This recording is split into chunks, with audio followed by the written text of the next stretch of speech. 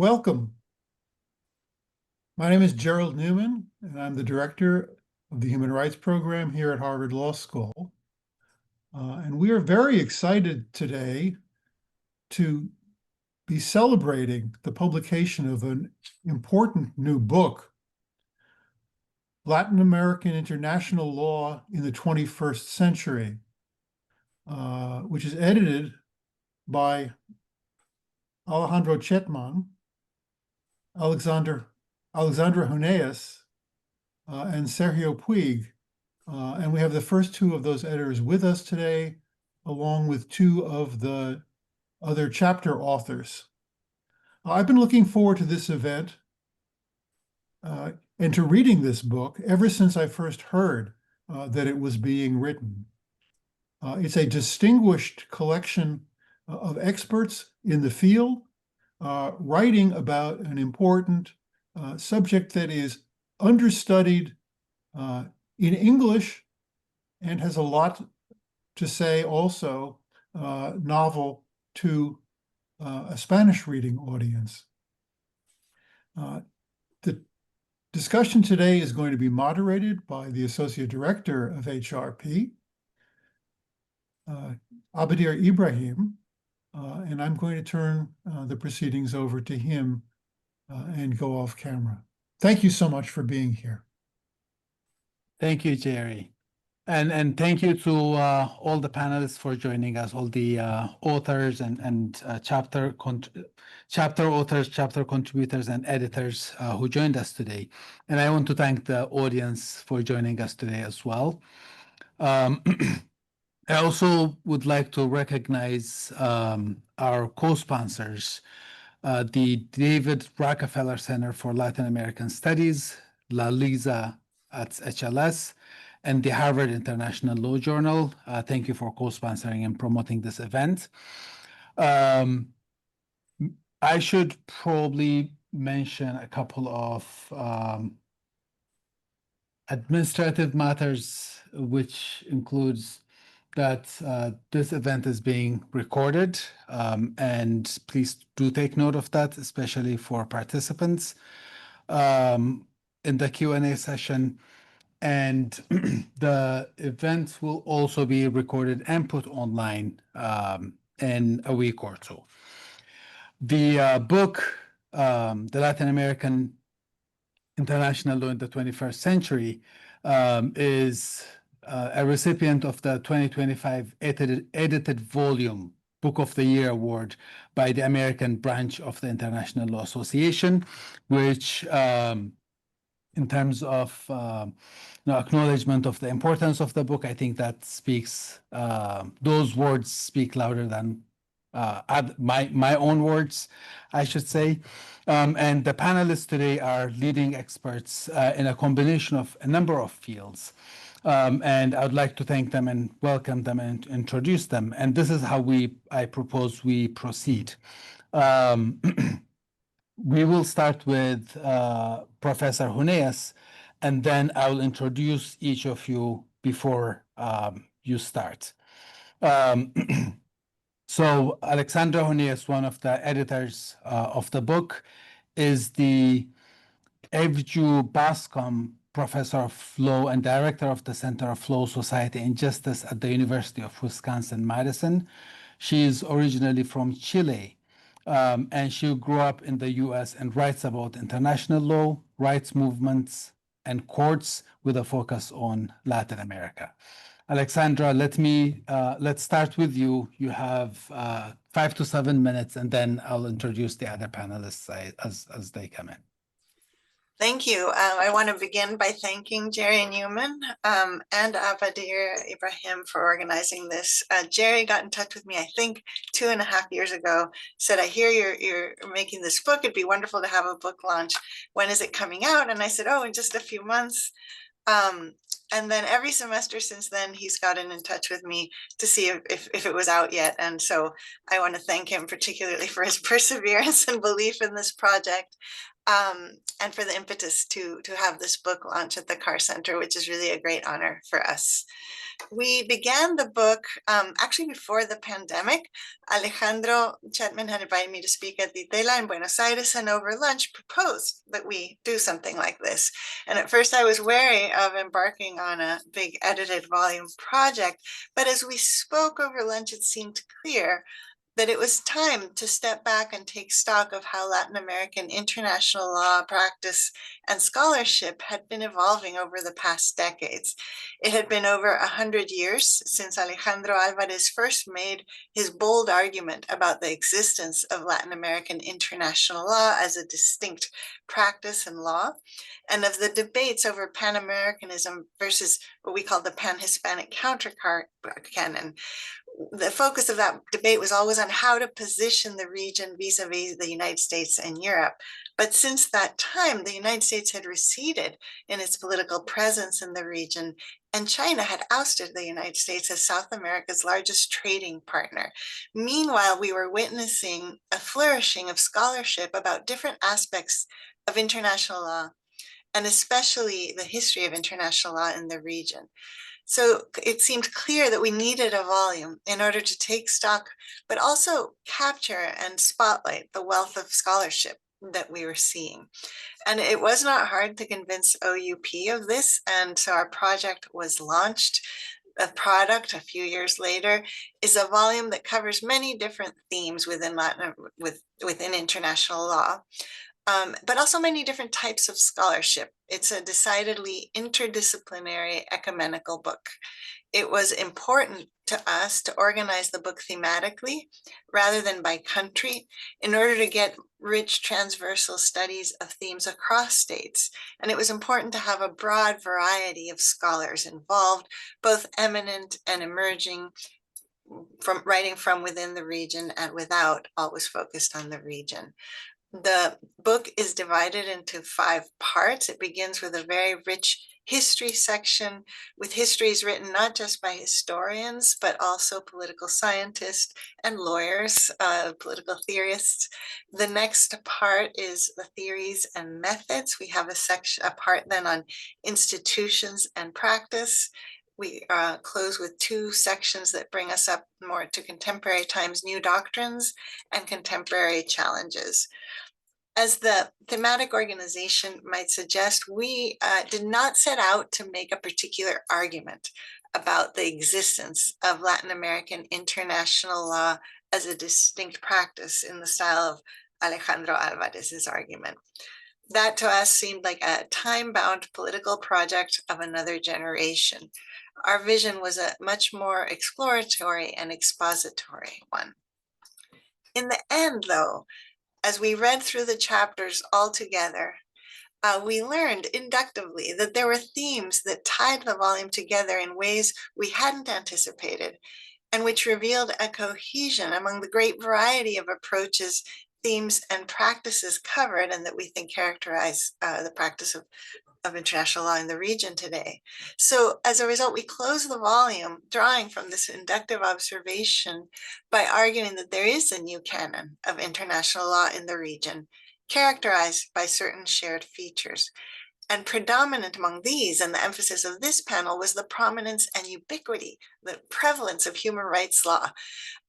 The volume points to the law of human rights constructed through the inter-American system in dialogue with domestic courts and civil society, other actors and institutions, state and non-state, as the area of greatest cohesion, development, and originality of contemporary Latin American international law. Human rights doctrine has expanded such that it now touches on many different areas of governance. In designing the volume, we had asked for chapters on health, on feminism, on corruption, on the laws of war, on peacemaking, on transitional justice, on climate. Each of those chapters wound up discussing at some point, even if not as a focal point, regional human rights law, showing how international human rights law has been used to pursue domestic agendas and how it is influencing also other branches of international law. So this new Latin American international law canon not only subsumes the doctrines of the past, like uti possidetis, non-intervention, asylum, It includes a new set of doctrines and institutions linked to a human rights system that is key to the identity of international law in the region. This was not the focus of, or the only finding of the book. The book includes wonderful chapters on techno-scientific thought, maritime delimitation, socio-legal methods, the Montevideo Convention, to name a few. Nor is it the only feature of the contemporary Latin American international law canon that we highlight. We also point to the greater plurality of actors in the making of international law in our time, and the growing interdisciplinarity of the scholarly field, for example. But we did emerge from the project convinced that perhaps its most hopeful and creative feature, one that would probably take Alvarez and his colleagues by surprise, is the growth of the Inter-American human rights law and its spread to other branches of law.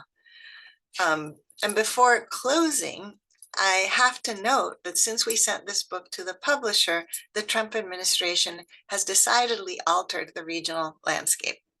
Threats of invasion of Panama, military attacks on civilian vessels in the Caribbean Sea, the buildup of 10,000 troops on the Caribbean, and the targeting of people who speak Spanish or who look Latino in Los Angeles for detention by ICE, show that we are clearly in a new state of relations between the United States and Latin America.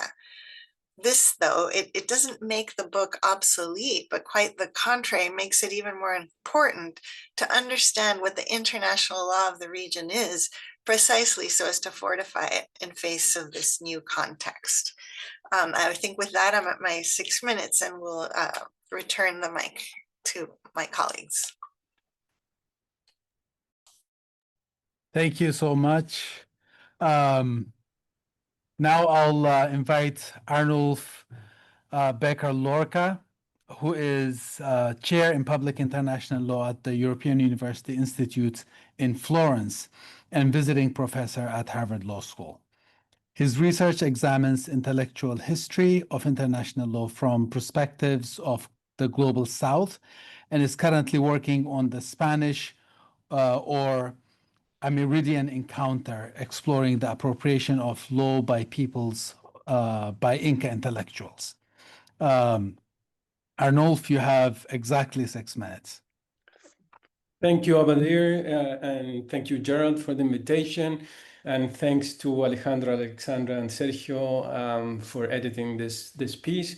I was looking at the cameras and I feel like this is a reference for Latin America. So there was a Tiny Desk concert where a puppet, very famous puppet band presented a few weeks ago. And everyone is excited from Mexico to Chile in Latin America. And I feel like a similar feeling, not only because there are the books there in the screens, but also because this is a band that everyone in Latin America feels proud about. And then the fact that it goes to the Tiny Desk was a moment of, in the context that Alexandra was making reference to, feels like a vindication. So I think we come in here with this little book, big book, but with these little stories feels like going to the Tiny Desk. So my chapter, the chapter I wrote with Amaya Alves, has a maybe cryptic title. It's called Turning International Law Against Indigenous People, and maybe touches partially on the tradition that Alexandra was mentioning, in that as the project of human rights grew throughout the late 20th century and in the 90s became very prominent, there was neighboring project, which was the Indigenous Human Rights Project, that also got stronger and has, let's say, a universal side and a Latin American side. So the ILO Convention in 1989, the ILO Convention 169 recognizes indigenous rights, and more specifically, the right to prior informed consent. The convention is ratified across the region. So leaders from the indigenous leaders from the region intervene also in the drafting of the UN Declaration of Indigenous Peoples' Rights in 2007, and then finally the American Declaration on the Rights of Indigenous Peoples of 2016 is passed into 2016. So reflecting on this, famous historian, Jose Bengoa, suggests that what, since the 1990s, indigenous peoples are experiencing is a reverse conquest or a reconquest of the region, where the tool of reconquest is actually law and international law. So then the question is, if this is true, how were indigenous previously dispossessed? And it seems that the idea is that dispossession happened as a matter of force and power, and then the language of rights was the language of resistance. So with that hypothesis, we went back into the history of our region, and we found that the hypothesis is only partially true. Because here would be an idea, short idea about international law as a universal phenomenon. There's something that since the 19th century or even before, international law was articulating, which is a standard of civilization. So there would be a hierarchical organization of peoples, and those who were more civilized enjoyed more rights, among them sovereignty, and less civilized would be open to dispossession and colonialism. So the question was, taking Abadir mentioned that I'm doing even deeper history of the past, but taking the moment of independence, so early 20th century, 1815. The question was, what was the notion and the use of international law that the new republics articulated in relation to indigenous people? And then here's the explanation of the cryptic title. So turning international law against indigenous people suggests that it was not international law that had particular doctrines against indigenous peoples. It were Latin American elites that reinterpret international law. So in other words, when thinking, and this is what we show throughout the chapter, when we explore the dynamics of dispossession, we didn't find that indigenous people were dispossessed as uncivilized, but there was an idea that the empire of law, and specifically international law through uti possidetis, through land registration, would slowly and gently civilize indigenous people. Now, if indigenous people were not in agreement with the gentle civilization, then they would turn from lawful citizens to rebels, and then the use of force was justified. So we explore this hypothesis in the 19th century, and then what is very interesting is that we show again how international lawyers reinterpreted international law against indigenous people also in the 20th century. And we have an example of the interwar period with minority treaties. Then in the drafting of the ICCPR, the minority protection clause is a Latin American invention that is very restrictive to exclude indigenous people. And then finally, during the period of self-determination, Latin Americans supported a doctrine which is called the saltwater doctrine, which would exclude indigenous peoples from the right to self-determination. Thank you.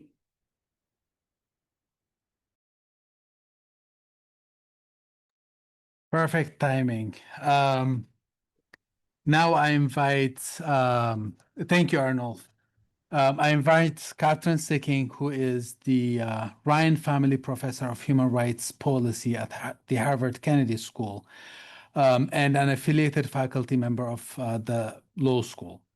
Sicking works on international norms and institutions, transnational advocacy networks, the impact of human rights law and policies, and on transitional justice. She is a principal investigator of the Transitional Justice Evaluation Team based at the Harvard Kennedy School. Catherine, the mic is yours. Thank you so much. I want to thank Jerry, I want to thank Abadir, and of course, Alex and Alejandro for their work producing and editing this volume. And since, as Alex says, one of the themes of the volume is the prominence and ubiquity of human rights law, it seems appropriate to explore the history of Latin American and Caribbean contributions to the origins of human rights law. in the 20th century. And so what I'm presenting today is a co-authored piece with my colleague Stephen Jensen. He's from the Danish Institute of Human Rights. He's really the contribution that makes it the Latin American and Caribbean contributions to human rights law because of his really innovative archival research on Caribbean contributions. Now, some of you may be familiar with Stephen Jensen's earlier work on the history of human rights, in particular his 2016 Cambridge book, The Making of International Human Rights, the 1960s Decolonization and the Reconstruction of Global Values. So some of what we're writing here is drawing from his work in that area. So basically, in the chapter, we explore the role of Latin American Caribbean states as early protagonists of international protection of human rights, and we look at two defining periods, the 1940s and the 1960s. And I should say that we're not the only chapters in the volume focused on human rights, but Alejandro Hunes's chapter and Jorge Contesi's chapter address different aspects of Latin American contributions to human rights. So ours is a bit more historical. So we see these contributions as constitutive of the global history of human rights because their influence was so far-reaching. And we argue that human rights law, international rights law, is both a product as well as an integral part of Latin American international law, the topic of the volume. So then the first of these two defining minutes, we focus moments, the 1940s, right? We focus on Latin American contributions to human rights law. And we start with the UN Charter and the fact that were it not for Latin American countries present at San Francisco when the UN Charter was drafted, the very mention of human rights, in fact, 7 mentions of human rights in the UN Charter would not be there because it was not the wish of the great powers at San Francisco to incorporate human rights into the UN Charter. In other words, they were willing to use it as part of the war aims of the Second World War, but they did not want it incorporated into treaty law, and that was the result of pressure from the 20 Latin American states present in San Francisco. But the second important moment of the 1940s was, of course, the drafting and the adoption of the American Declaration of Rights and Duties of Man, la Declaración Americana de Derechos y Deberes del Hombre, from April 1948. In other words, 8 months before the adoption of the Universal Declaration of Human Rights later that year. This is still a very unrecognized contribution. I'm always kind of amazed that, no matter how much people talk about the role of the American Declaration, it's continuously ignored by scholars. And yet, all the rights that later appear in the Universal Declaration of Human Rights are in the American Declaration. That the economic, social, and cultural rights that are later an important part of the Universal Declaration, as well as the later Covenant on Economic, Social, and Cultural Rights, are also part of the American Declaration. And so it makes it clear that, again, a misunderstood part of human rights history is the notion that it was the Soviet Union responsible for getting economic, social, and cultural rights into the Universal Declaration, when indeed it was Latin American diplomats and legal scholars. But of course, it wasn't just that the language moved from the American Declaration into the Universal Declaration. It was that they relied on similar sources. And so the Universal Declaration asked for contributions, and the first 3 contributions were by 3 Latin American states who sent their draft declarations of human rights to the drafting committee. So then finally, though, in the 1950s, we see this whole impetus of the 40s beginning to slow as so many countries in the region turn to authoritarianism. Right? And it's only in the 1960s that the impetus picks up again. And this is Stephen Jensen's, really important contribution to say that the unlikely protagonist is actually Jamaica. Jamaica that receives its independence in 1962 and joins the United Nations, wasted no time trying to elevate human rights in the national agenda. And in Jamaica's maiden speech to the UN, it calls for the International Year of Human Rights, and manages to really make that happen in 1962. And the International Year of Human Rights, which was a very a complicated event, but it helped kind of open the door for a new round of human right treaty making. At that point, as I think everyone's aware, the covenants were kind of languishing.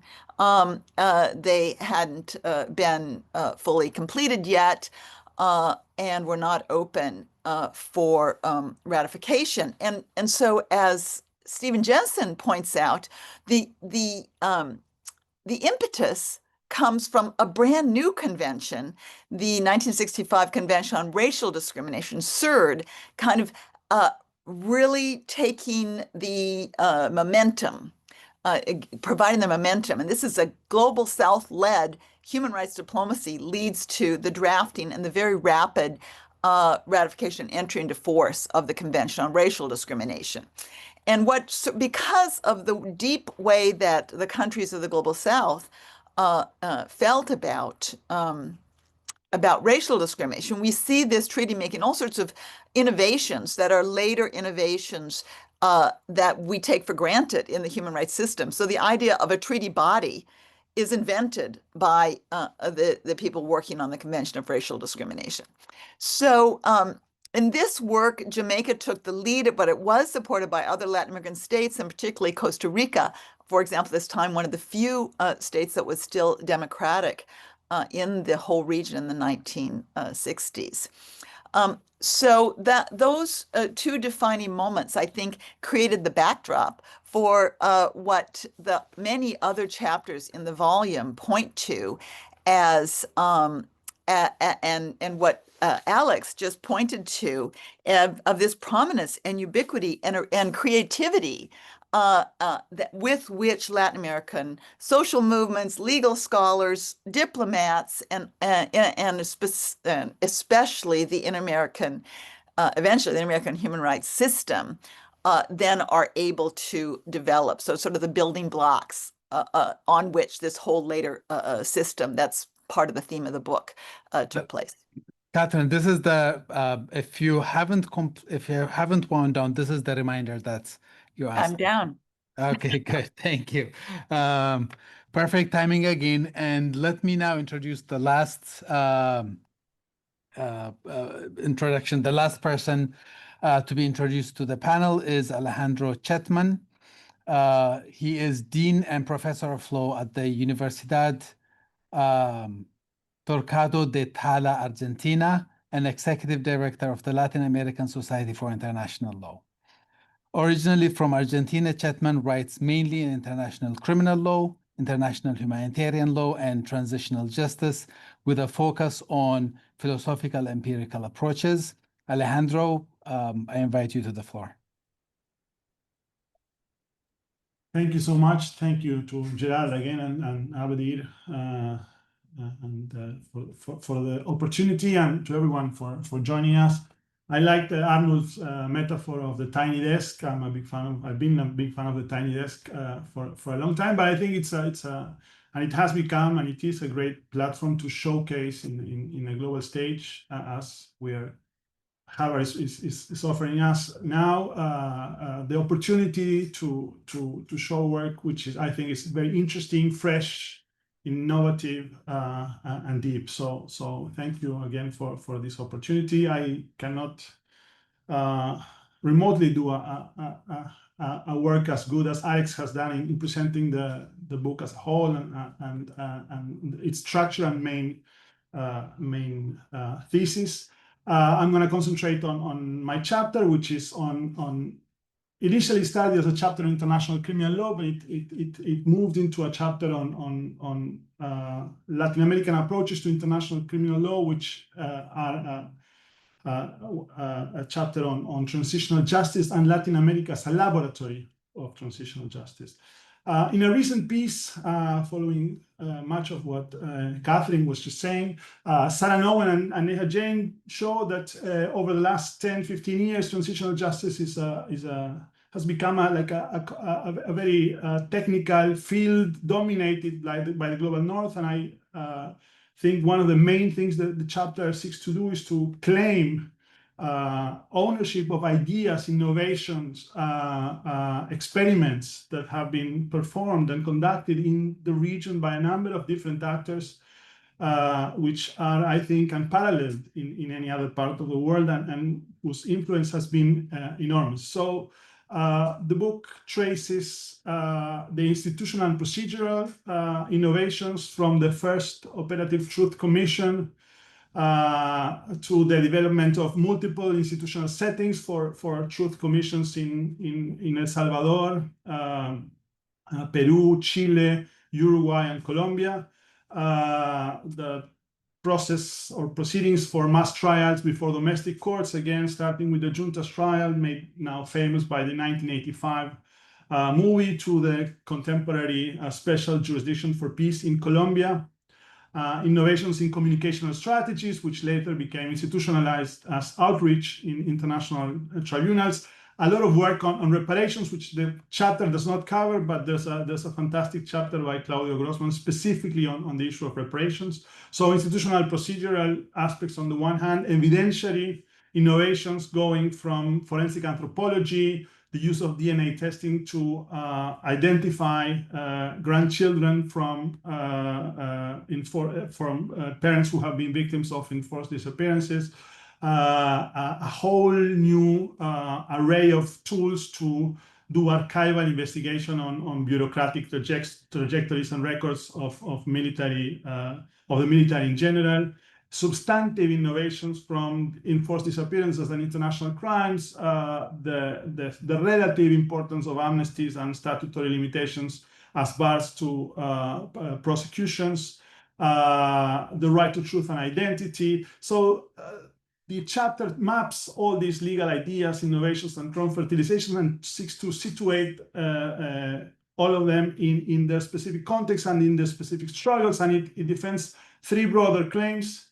The first is that transitional justice became a regional project, a project where there was cross-fertilization between countries and there was dissemination between organizations and institutions, such that there was a dialogue, an ongoing dialogue throughout the last 40 years on this particular area, which has been very, very influential outside the region. The second broader claim is the key influence of victims and victims' organizations, not only in the dissemination of ideas, as wonderfully documented by Catherine in much of her work, but also in the creation and operationalization of those ideas. And this is a very powerful reminder of people who don't believe in or who believe that accountability is an imposition of the North, that it has a very strong basis in what victims have struggled for in the region. And the third is, as Alex was saying, the consolidation of international human rights law, and in particular Latin American approaches to international human rights law as a dominant or a very important legal discourse in Latin America. So the chapter is organized in 4 sections: foundations, which largely correlates with the 70s and 80s; the truth-seeking, which largely correlates with the 90s; punishment and accountability as a broad policy, which largely correlates with the 2000s; and peace, and how transitional justice has been a very important framework to achieve peace in Colombia and the special jurisdiction for peace. In all of these settings, there are innovations, adaptations, and hybridizations in terms of institutions, ideas, and policies, which I think are important to understand and to see how they communicate from one context to the next. What I conclude with is this is an organic history or an organic story about institutional, legal, and procedural and evidentiary experimentation that has had tremendous, albeit if often obscured or neglected, influence worldwide. Thank you so much. Thank you, Alejandro. Before we open up to the Q&A session, let me say that I think the members of the audience should feel free to start throwing in questions so that they don't all come in at once. I'll start with a couple of questions I'll throw into the mix, and then I'll watch out for questions coming in from audience members, and either throw those in or bring the conversation piece to a stop to shift to the Q&A session. And I'll direct my questions to specific individuals, but I don't necessarily mean that these are addressed to specific individuals.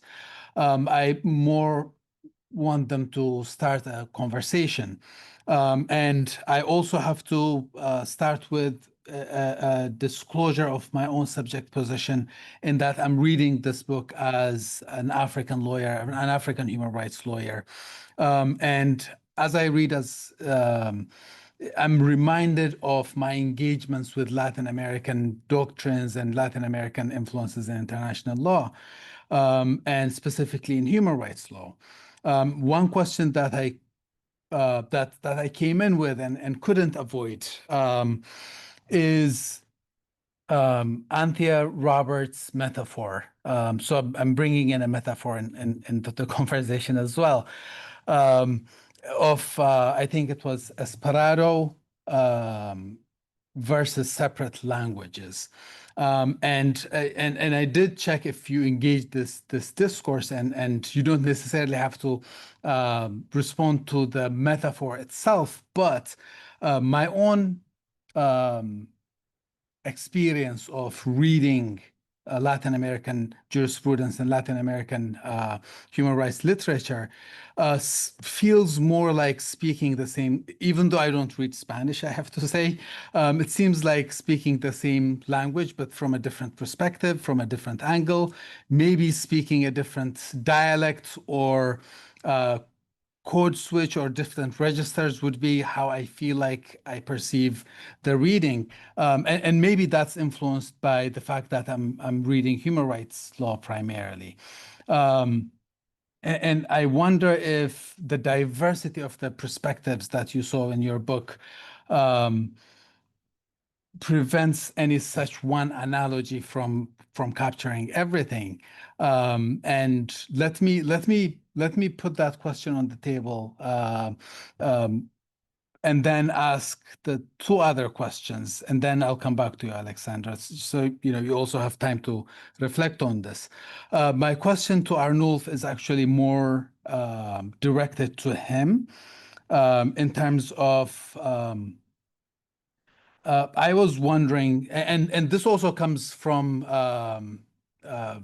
excuse my pronunciation if it's a little off, but Mestizo international law, where when reading this chapter, I was looking for the agency of indigenous groups in that process of, the state formation and Iuti Possidetis. I'm wondering if you're able also, you might not have captured that in this chapter. I'm wondering if you also have that perspective on indigenous agency in that state formation phase and in the colonial phase. And also whether when we talk about conquest and reconquest through international law, I'm wondering if today, in Latin America, other than indigenous rights discourse, if questions of jurisdiction, questions of non-interference, and are we in a post-Iuti Possidetis sphere where those questions are no longer at question? It's taking for granted the international system and with states as its primary subjects, or is there a move to contest that as well? And my last question is towards more focused towards Catherine and Alejandro, and I suppose it's directed to everyone in terms of I've seen throughout the book Latin American contributions and leadership in transitional justice, human rights broadly, indigenous rights, environmental and climate law. And Alejandro, you also allude to a notion of momentum and inertia. And I'm wondering, given the current context of, you talked about multipolarity, you talked about authoritarianism and the populist turn. We also mentioned the threat of the use of force coming back in a significant manner. And given all those things, how much do you think that inertia is going to last? Specifically, I'm asking about the human rights field. I think path dependency was the word you used, Alejandro. Let me pause here and open it to the panelists for discussion. In the meantime, I also scan for questions. Alexandra, let me come to you because the first question was. Okay, so yeah, so it's a more meta question, as I understand it.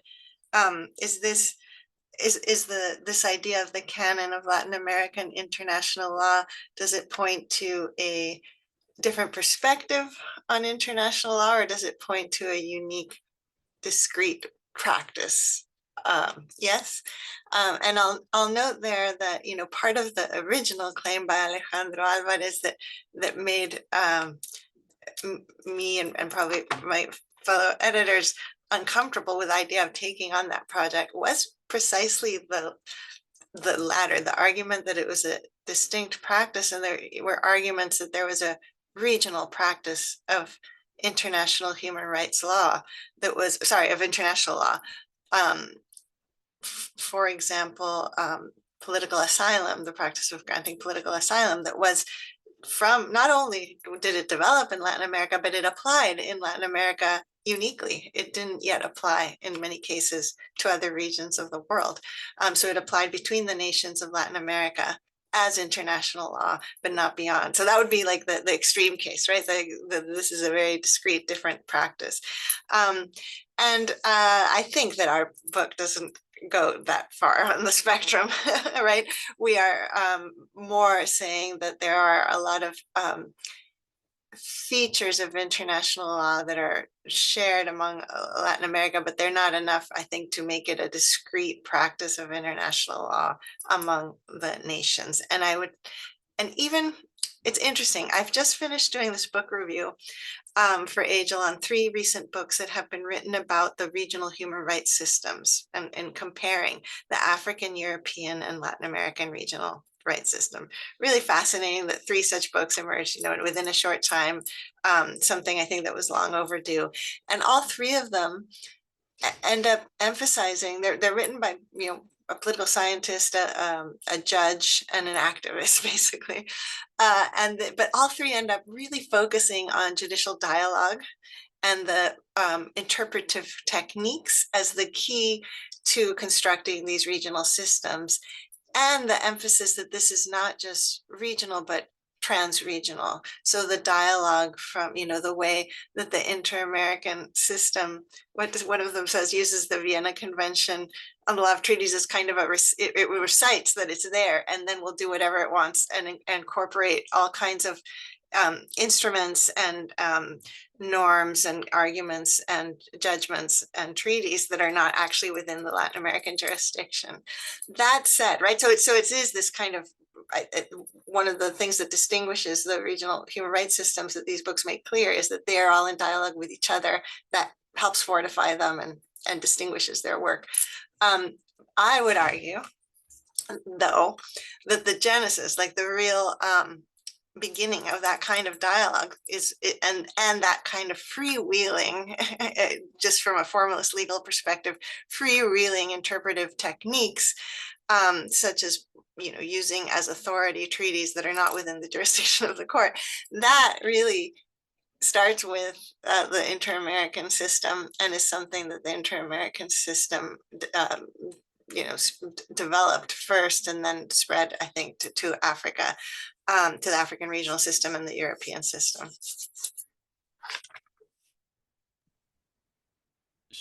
Should we go in order? Whoever starts first.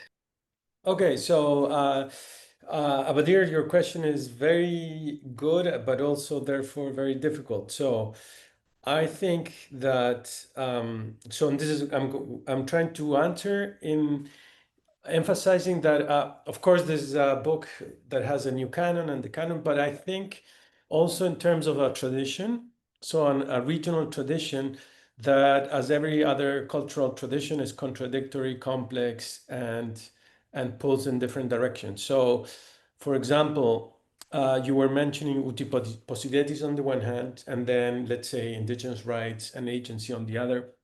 And I think that is also true for, let's say, the parts of the tradition that have human rights are as strong or in attention with the parts of the tradition even today that emphasize non-intervention and sovereignty. And I think Latin America is a constant tension between both. And going back to the previous question, I think that you can understand international Latin America by looking at the fight or tensions between particularists and universalists. So the profession itself in the region divides itself and allies itself with the broader discipline by sometimes being very faithful to the project, even more papist than the Pope. And then sometimes the connection there is look at our contributions, from human rights to uti possidetis to the Treaty of Tlatelolco that was signed a year before than the nuclear non-proliferation treaty. So this is very familiar to us. We have the Human Rights Declaration before the Universal Declaration. We have the Tlatelolco Treaty before the other, etc. And then on the other hand, there are the particularists who wants to emphasize divergence rather than convergence or contribution. And to finish the idea, I think Julissa mentioned in the chat, I saw that made a comment that this would be against the contradictory dimension of the tradition. So on the one hand, international law has been articulated as a discourse of statehood, which means that less dominant agents have been in part dominated through that language, but at the same time, it has been a language of resistance. So we can see both. And as you mentioned in this chapter, I'm emphasizing one, which is that, again, I insist, it's not the domination of indigenous people by international law, universal international law. It's Latin Americans who are using that language to exercise power over indigenous people. And then there would be a similar story on how indigenous activists and people, I really don't like indigenous. So it would be Inca or Quechua or whatever the people is that is using legal tools to resist.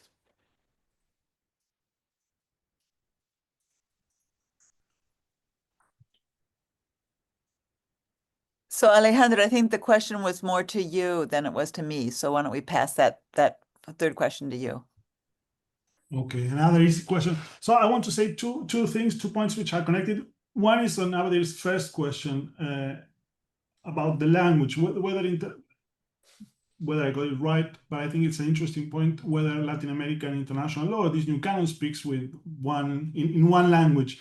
And I think one of the great insights that Alex, so I'm going to borrow from her on this, got from the book is that the canon of international law, which was greatly shaped, as Arnulf and Catherine in their work were showing, by diplomats, is now speaking in a number of voices because there's a much number of actors which are relevant. to the development and the ideas of international law in Latin America, going from victims, NGOs, local courts,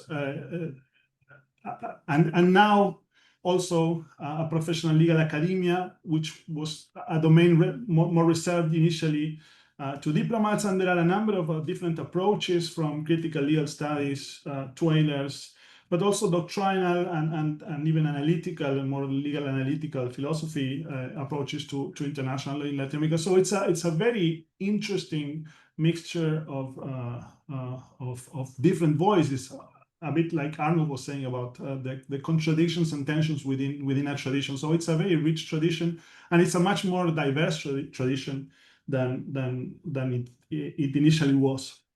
On the momentum inertia, I would say backlash of Latin American international law and the changes of circumstances and the concerning news we read every day in the region today, as Alex was mentioning at the beginning of her exposition. I think the standard answer would be that the networks and the ideas and the institutions are resilient, and the idea of resilience seems to be what I hear a lot from people working in the system, and the idea we have to resist certain changes. But I think there's more than that, and my sense is about the plasticity of the actors, the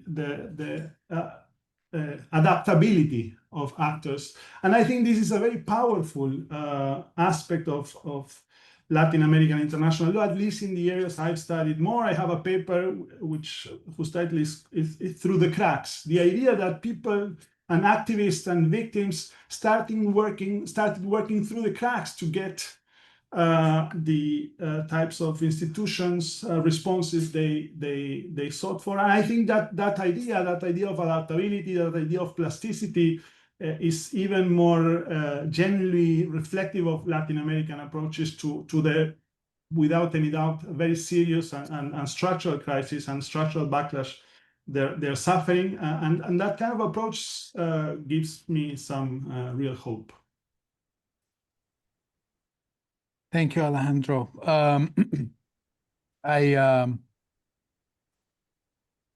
Maybe Catherine, when you get the opportunity, what I was also alluding to is more of your reflections in terms of the geopolitical shifts, because part of what you cover is about the Latin American contributions, and you had a Cold War, even a pre-Cold War geopolitical structure where you expect things to go in a certain way, and your chapter's contributions are showing that things aren't as simple and as organized as you think in these big narratives.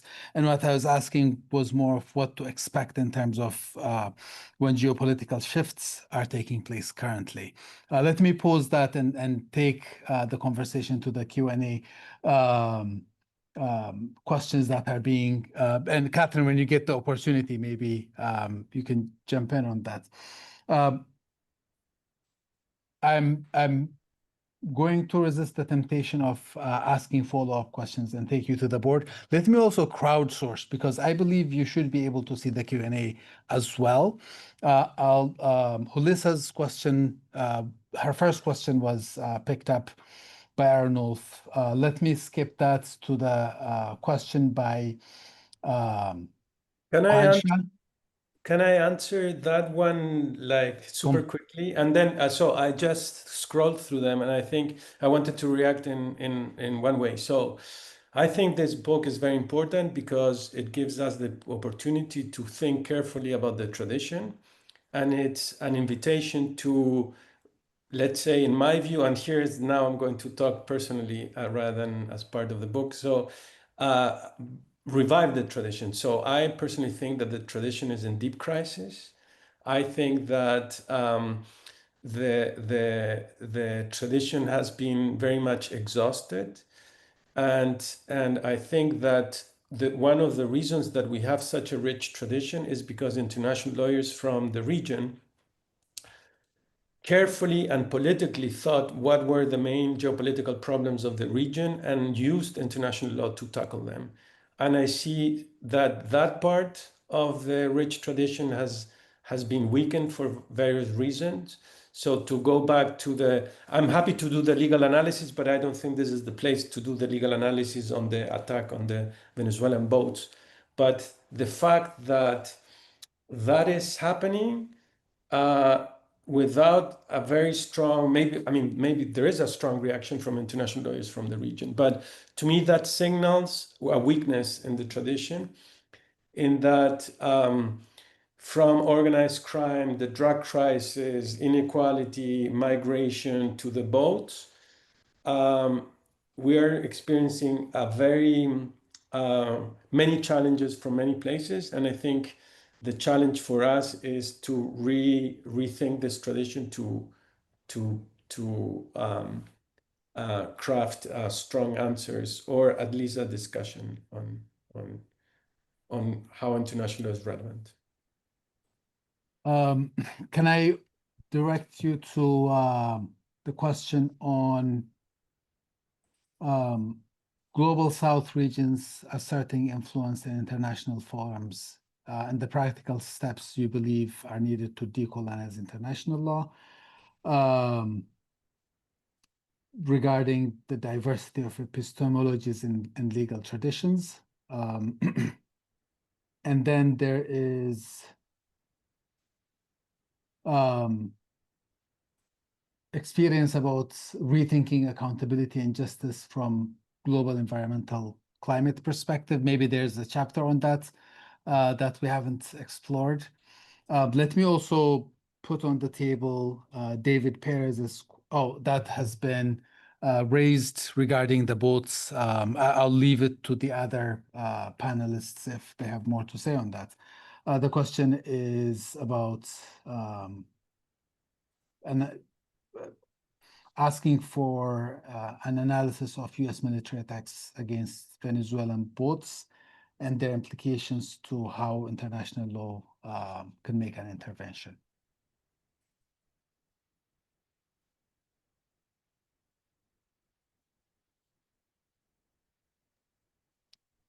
And maybe in the meantime, I can come to you, Catherine. Yeah.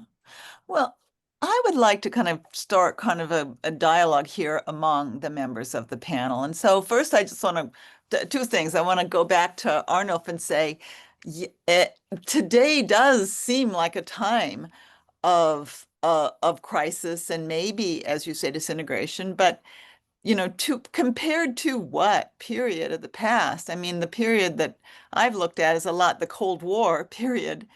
And what's incredibly interesting during the Cold War period is how you get moments of resistance and pushback.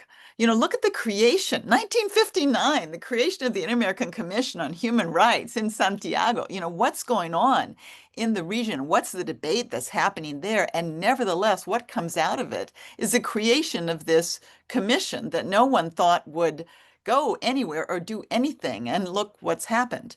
So that's the question I have for Arnulf, is saying, things look grim in the world, but I do not see Latin America. I'm very, very alarmed at some of the developments, obviously in the United States and vis-a-vis Latin America. I do not see Latin America as a place that I'm losing hope about right now. Rather, I see as a potential, the potential for very interesting pushback and resistance that's not being realized yet, but there's a lot of possibility there. Let's say about, let's talk about Panama. The Panamanian state is kind of fragmented over how they're responding to the attacks, but surely there is material there for a really interesting more regional pushback, right?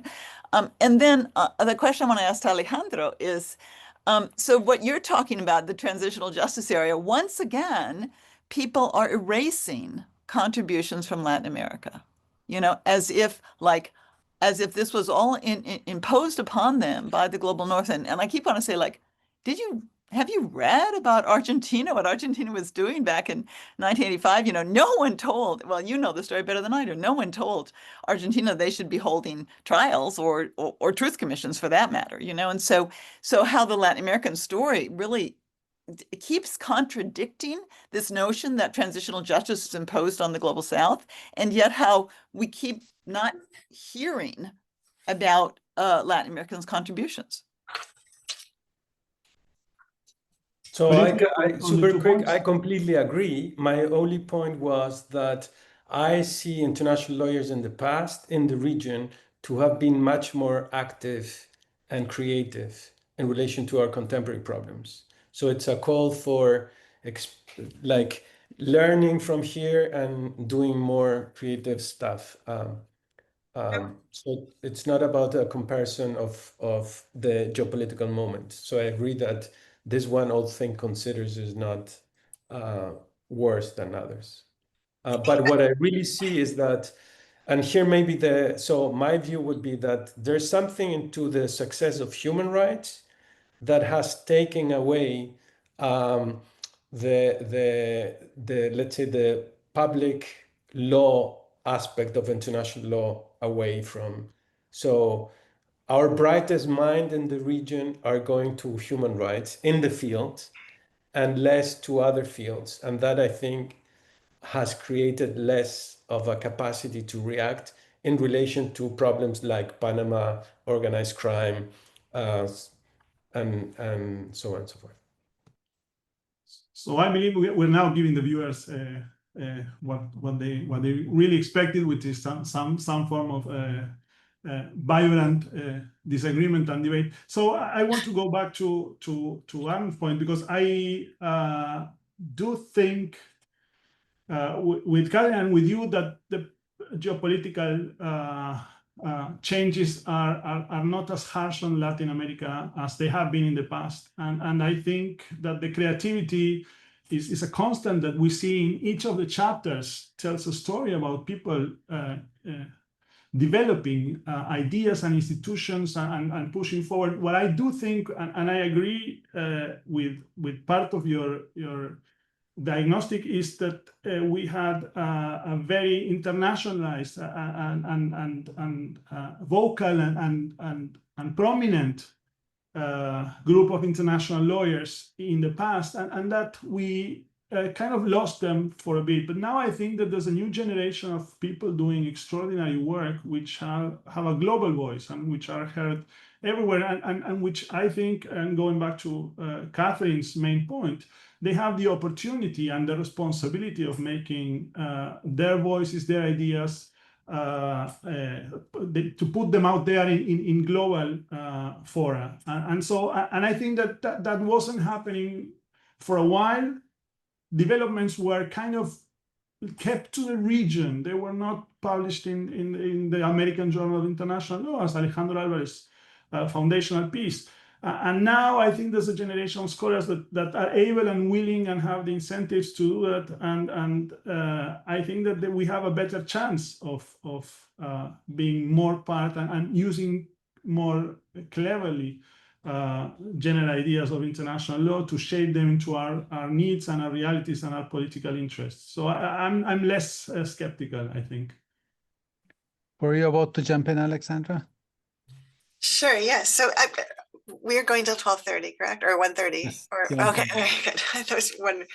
So as I'm listening to this conversation, I was thinking of examples.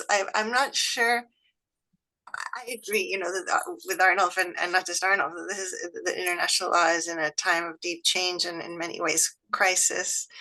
And I also believe that part of what the book shows, and not just this book, just the deep construction of international law in the region through the Inter-American system and other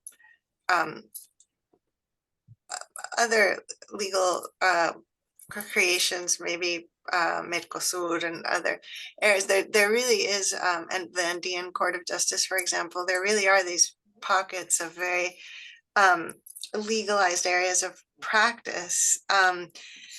and they're not going away immediately.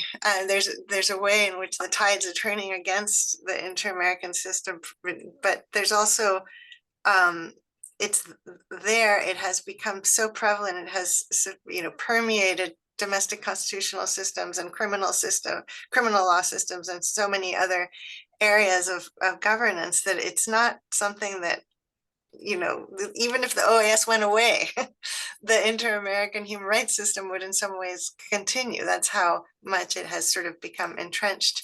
And examples, I think, of the innovation that some of the speakers were alluding to is the request for the advisory opinion on the climate emergency. The request came from the foreign ministries of Colombia and Chile. So that was, it was the diplomats, not necessarily civil society. I mean, in truth, I think it was Sahel and civil society that was pushing Colombia and Chile to do this, but ostensibly it was the foreign relations of those governments that pushed the Inter-American Court in this way. And there's a greater use of advisory opinions in this way, which come from foreign ministries. So there is sort of in the ruins of international law, as Eric Posner called it earlier this year.